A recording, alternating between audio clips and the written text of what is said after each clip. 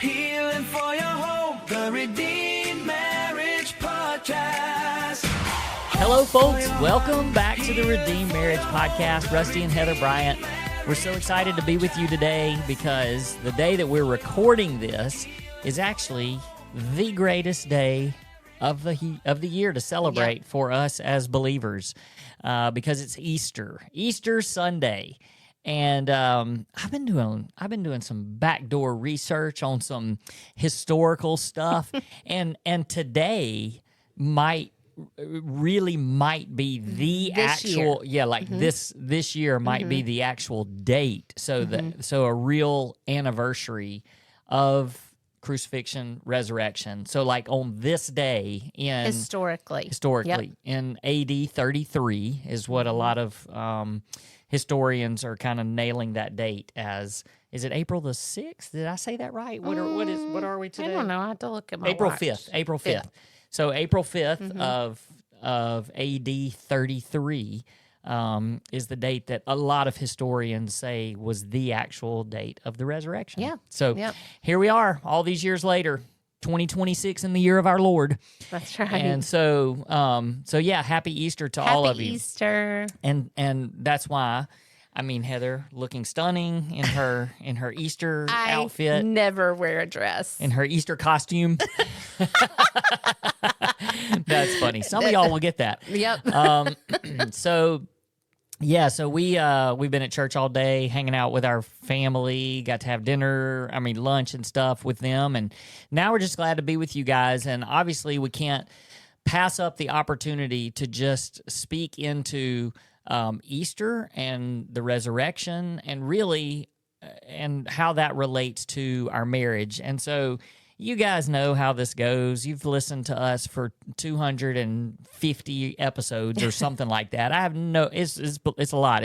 I think it is close to 250 episodes, maybe more. We should have a celebrate. Oh, I don't know. I'll have to look. We'll have to celebrate 300. You know, if you it's just start churning these things That's right, out and you lose forget. count. But if you've listened to us long enough, you know that a lot of times the way this works is. Most of the time, the way this works is we get on here and it's surprise. Here's what we're going to talk about today. And so we have been really busy, and so we're just jumping right in. And so I've come up basically with 5 sort of Easter type sayings, but it's just relating Easter and marriage. And so I'm going to spit these out. Heather's not going to know what they are. Which is fine because she just does so much better when she doesn't even know and doesn't have a plan. And like, I'm not even looking at any notes. If you're watching on YouTube, not only do you see me in a dress, which never happens, but also I have no notes. Well, and I don't really have notes necessarily. I just have the 5 things because I don't have any other way to. So I took your iPad and I said, these are the 5 Let's quotes. Do it. So here's what we're going to talk about. The number one thing here, or the first thing, these are in no particular order. But if God can roll away a stone, then he can also move what's stuck in your marriage. That's good. Mm-hmm. That's good. So just thinking about how I think that everybody has something in their marriage that might feel like a stone that's just something that's just stuck. I don't know. Or is blocking the way. Yeah, so some things that might be blocking or keeping you stuck, would be like resentment, unforgiveness. Unforgiveness is a great one. Broken trust. Yep. Just like the routine of life. We're just stuck. We're just stuck here. Roommates. And so maybe even silence, like just kind of giving each other the silence treatment. You You're know sort what of else? abiling. Stubbornness. Stubbornness. Like with both of you just being stubborn. They're not, I'm not going to give. I'm going to wait and let them give. Yeah. And I think the danger, or there's a couple of things to think about when you think about this saying, is that a lot of things, they feel really stuck or maybe even immovable to us. Yeah. And I think that, the perfect example of that is just the stone. When it was funny when the when the ladies were running to the tomb that Mm-hmm. morning, and they said, I mean, who's going to roll the tomb? Because they were going Yeah. to prepare the burial Right. and do because they didn't have Prepare his time to body. do it Yep. the night before, Mm-hmm. or when he died, they Right. didn't have time to do it, so they were running to the tomb. And I said the night before, so it wouldn't Yeah. have been the night before. It would have been, yeah. And so they were running, and who's going to move the stone for us, because they needed to get in there. Right. But and they recognized there's no way we can't move this. Right. And I think a lot of times we get stuck, and we have stuck places in our marriage, and we just think this is immovable. But yet we have a God that rolled the stone away. Not only rolled the stone away, but Jesus was already resurrected when that happened. And so, just the thought of something that we feel is too big. And I think also is that we so many times we try to fix those things and ourselves. And really it's not us that is even able to necessarily fix those. We can certainly do our part and come alongside, but God's just bigger. That's the thing. And so, I don't know, I just thought of that saying and how we just need to invite God into that stuck place. Yeah. And we have met with so many people that talk about their marriage being stuck, and we know so many different ways that happens. But to listen to people, whether it's through an intensive or whether it's just listening to our podcast or just, begging the Lord to help them move past that point of being stuck, to then hear from them and say, there's such freedom on the other side of this. If we had known there was this much freedom before, we would have done it earlier. It's like the reason why I said stubbornness is because I can think of people who were just like, I'm not ready to trust them, or I'm not ready to believe that they've changed, or I'm not ready, and then they finally are like, let me take that step and allow God to work that miracle. And there's just such freedom on the other side. And like, I should have done that so many months or so many years earlier. So, yeah. That's good. I like that point. That was a good one. Okay, so another one would be this. What looks dead in your marriage may just be waiting on God to breathe life back into it. Dang. Or maybe not even just what might look dead in your marriage. Maybe there's a party, but maybe it's just your marriage. Yeah. Your marriage, what your marriage might look dead, but it may just be waiting for God to breathe life back into it. And I think that death, maybe it doesn't always mean that it's finished. Maybe it's just sort of dormant or just waiting. And some of that is a waiting and a willingness for us to surrender it so that God can breathe life back into it. But there's a lot of marriages and a lot of people that are listening to us, and you just feel like my marriage is dead. Like it is dead. And one of the things that I love about, obviously the story of the resurrection, but even when you go all the way back to when you go back in the Gospels to where Lazarus was the friend of Jesus, that he died. Yeah.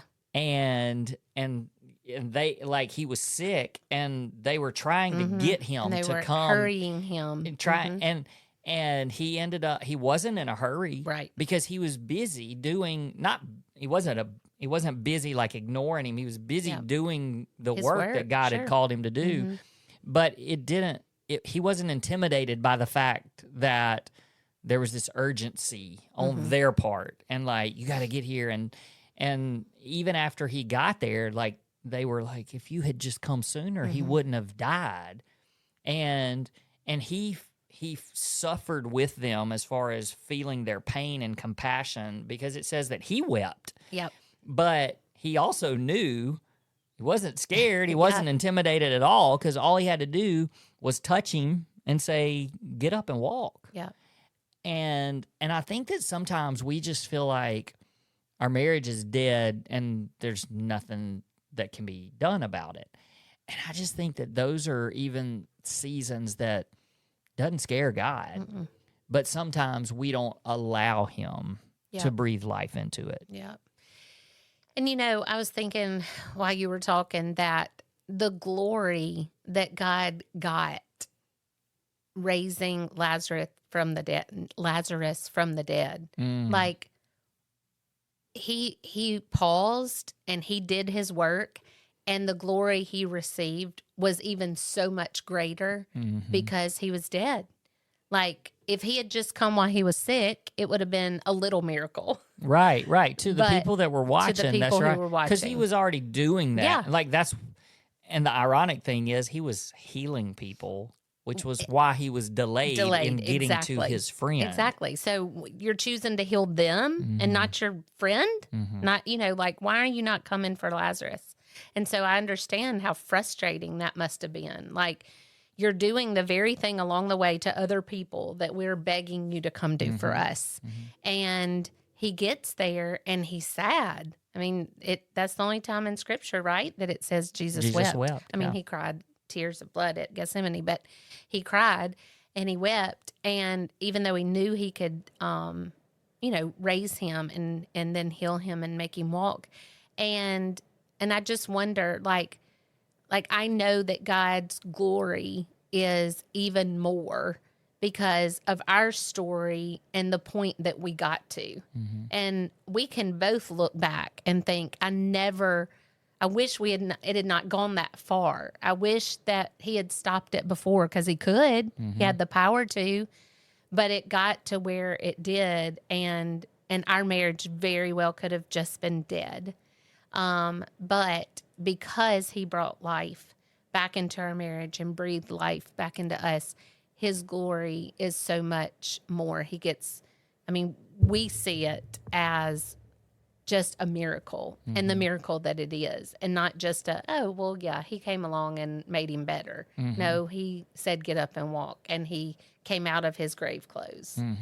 Yeah. So, And that's a great point. He definitely got more glory from the people that were able to witness that and see that, because he didn't do that often. And so, those were, like you said, it feels like that was a bigger miracle. I mean, a miracle's a miracle. Right, But right. just felt like that's a bigger well, one. I mean, had he already been to the woman at the well?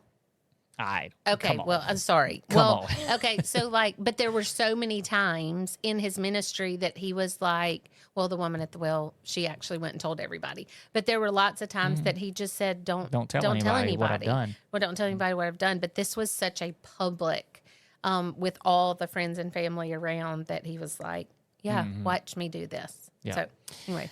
Okay, so another one is the same power. So focusing on the word power, the same power that raised Jesus from the dead can restore what's broken between you.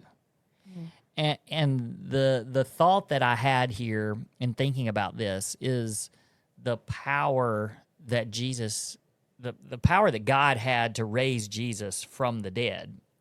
And I think that we forget that same power is the power that is in charge of our marriage. And it's kind of like, if you think about, just like what you said, there's bigger miracles. I mean, okay, well, the biggest of the miracles was that Jesus died and was crucified, and then 3 days later rose from the dead.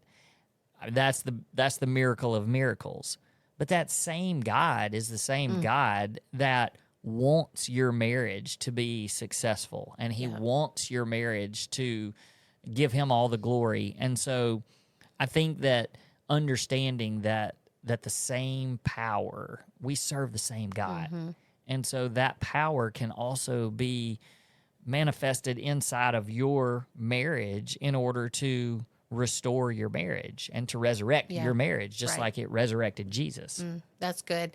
So I'm pretty sure I said this several weeks ago when I heard it for the first time, but when you started talking about power, it reminded me of that Matt Chandler sermon where he was talking about how all of us, I mean, I bet every listener listening has thought, yes, I want the power of Jesus in my life. I want the power, like his power can heal my marriage. His power can change this in my marriage. His power can bring love back into our marriage. Like he can do all of this and I want him to. But what Matt Chandler's point was, we all ask for that power and desire and want that power, but then we don't live lives that require the power of Jesus to come into our life.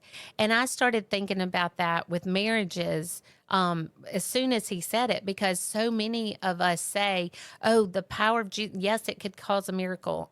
I mean, he could do a miracle. Yes, it could cause us to have a better marriage, but you actually have to take the steps that require his power to take hold. If you just sit back and are like, okay, God, heal my marriage, I mean, that's not taking steps. It's just asking him to do that without you putting any skin in the game. Instead of saying, hey, let's take steps that require his power and try to trust again and, you know, do all the things that we talk about all the time about how to help, how to help you and your spouse have a godly marriage. But you have to actually take those steps forward so that you can kind of claim that power. That's really good. Let me move on to number 4. Okay. So the fourth one is God specializes in turning graves into gardens. Great song. Yeah, it is.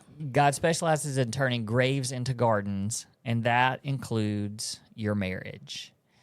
And I think that just the acknowledgement and recognition that your hardest season might also become your greatest testimony.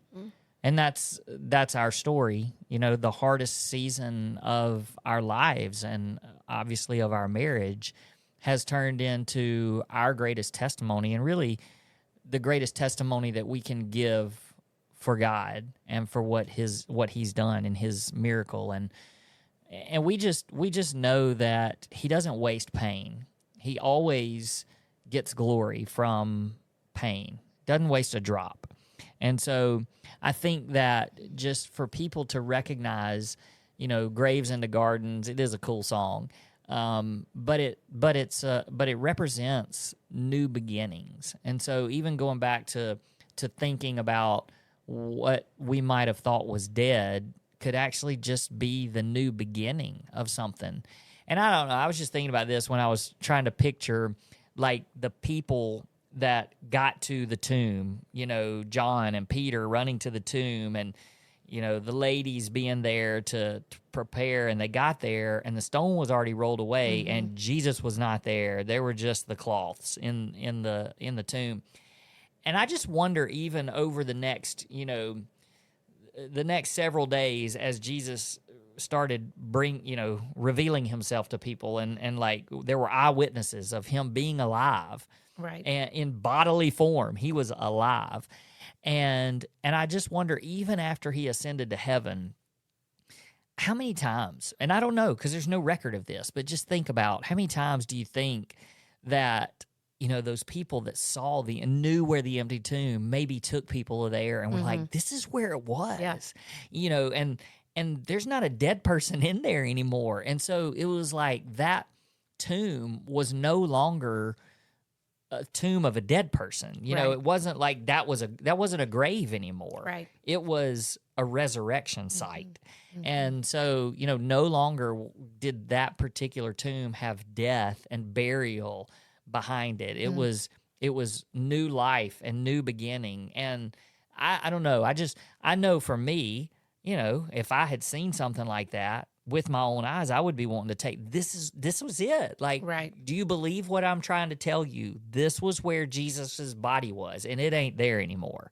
And so just being able to show that and to shout that testimony, to know that what we thought was dead and a grave, that God can turn it into a garden, that's something to celebrate. Like, and you just know they had to go back there and just celebrate over and over again. This was the site of the resurrection. That's good. That's good. Got nothing to add to that one. No Sorry. added parts. That was good. I'm still processing that one. Okay, so I think the last one is maybe more of a generic statement, but just kind of the main point of all of this is that an empty tomb means that your marriage still has a future. And I think that we should just all pause to say, no matter where your marriage is right now, your story isn't over. Because imagine the feeling of the people that truly believed that Jesus was the Messiah, but they thought he was coming back to take over and to be the king and to rule the people. And they were longing for that and waiting for that. And they thought they finally found him. And they watched him do all these miracles and listened to his teachings. And then all of a sudden he said, hey, guess what, guys? Y'all are all going to just hang me out to dry and I'm going to be crucified. But I have to do this because I'm not going to stay dead and I'm going to come. But can you imagine that time between, the doom and gloom that was going on for those 3 days after the crucifixion and before he resurrected, and the guilt that they felt for not standing up for him, for not telling people that they were followers of his, and even just the recognition of we helped. We helped crucify him. And so, now who we thought was going to be the king and ruler and save our people, and now he's dead. And so the story wasn't over. Like, that was just the intermission. Yeah. And then, of course, the climax and the grand finale was the resurrection. And so that's what gives us life. And to know that our marriage that might feel like in that intermission, knowing that there's still hope. And the reason for that hope is because our hope it's not in our marriage. Our hope is in a person, and that person is Jesus. That's right. And if our hope is really in that person, then we can believe that he's a good God. He loves us. He has our best interest in mind. He wants what's best for us. He's for marriages, all of those things. And so we have to believe and we have to know that God's still working, even when we can't see it. And that's the thing. Like, it wasn't like God just said, oh no, Jesus is dead. Now what am I going to do? I've got to shift my plans and go to plan B. No, he was conquering death during those 3 days. Yeah. And it was just waiting. It was the hey, Friday's here, hang on, because Sunday's coming, that. And I think that Easter is just the ultimate reminder that hope is never lost. No matter what. And there's a lot of people even that listen to us and you're like, well, my marriage is already dead. There's been divorce and we've already ruined it, or my spouse is not coming back. Right. Like it's over. And I think that even the message there is that God is still working, that God can still redeem your story. And really the invitation at Easter is to choose to believe that something new is possible. And no matter where you are in your story is not over. Today is not the end of your story. God's still writing the story. And so just to remember that the same God that raised Jesus from the dead is still bringing things back to life today. And that includes your marriage. And that includes you. Even if you, like I said, even if you feel like your marriage has already died, there's still hope. There's still hope because of who we serve. That's right. That's right. He's a God of hope. Okay. Anything else That's it. as we wrap up our Easter Sunday? Easter, you guys. I hope you had a wonderful day with your family. Yep. We'll So see you next time. happy Easter. See ya. Peace. Peace. For your heart, healing for your home, the Redeemer.